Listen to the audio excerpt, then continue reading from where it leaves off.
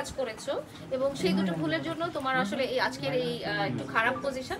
তো ও সেটা রিয়েলাইজ করেছে যে ও রিয়েলাইজ না করলেও আমি রিয়েলাইজ করছি, কারণ না করলে হচ্ছে আবার কি ডাইরেক্ট বলো যে হ্যাঁ না হলে না। তুমি এখন কি ঝগড়া করবে আমার সাথে? লাঠিটা আনছো ভাইয়া? আমি তো নিজেই লাঠি। যাই হোক, আমরা গতকালকে একটা লাইভ করছি, আপনারা দেখছেন লাইভে হয়তো আমরা অনেক কথাই বলছি, অনেক খুনসুটি করছি, এখনো দুষ্টামি করতেছি। আর আমাদের অনেক কথাই যদি ভুল হয়ে থাকে আপনারা অবশ্যই ক্ষমাসুন্দর দৃষ্টিতে দেখবেন। অনেক সম্মানিত মানুষরা আপনারা আছেন, আবার অনেক সম্মানিত মানুষরা এই ভিডিওটা দেখবেন। সো লায়লা যে কেসগুলো করেছিল আমার বিরুদ্ধে, আমার অনেক হ্যাসেল হচ্ছিল, আমার জীবনে চলাফেরার অনেক সমস্যার সম্মুখীন হচ্ছিলাম।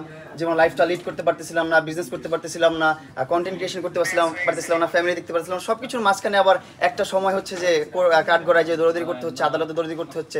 তারপর ওকে আমি বললাম যে আসলে বিষয়টা কিন্তু সলভ করা যায়। ও নিজেও রিয়েলাইজ করছে যে আসলে মামুন অনেক বেশি শাস্তি, কি তুমি কি এটা রিয়েলাইজ করছো যে অনেক বেশি শাস্তি দিয়ে ফেলছো আমাকে? না, দেখছো কম হয়ে গেছে, শাস্তি কম হয়ে গেছে। ঠিক আছে, তাহলে আরো শাস্তি দাও, আর কি করবা? বলো তারপর। হ্যাঁ না, আগে বলো, এটা ক্লিয়ার করে নাও, শেষ করি, ধাপে ধাপে শেষ করি। লাইন শেষ করো তারপর। আচ্ছা, লায়লা গতকালকে বলো যে হ্যাঁ আমি রিয়েলাইজ করছি যে মামুনকে অনেক বেশি শাস্তি দেওয়া হয়ে গেছে, যতটুকু দরকার ছিল তার চেয়ে বেশি শাস্তি দিয়ে ফেলছি, এখন ওভার, অনেক শাস্তি হয়েছে।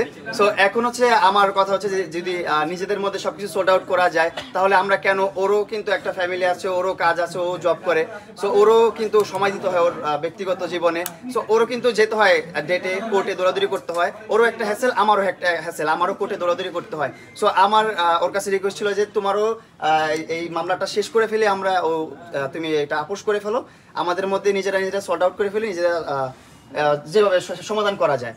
সো গতকাল রাতে আমরা এটা সমাধান করলাম। মাসুদ ভাইয়ের বার্থডে ছিল গতকালকে, মাসুদ ভাইকে স্পেশালি থ্যাঙ্কস, মাসুদ ভাই থেকে জিনিসটা সলভ করলো।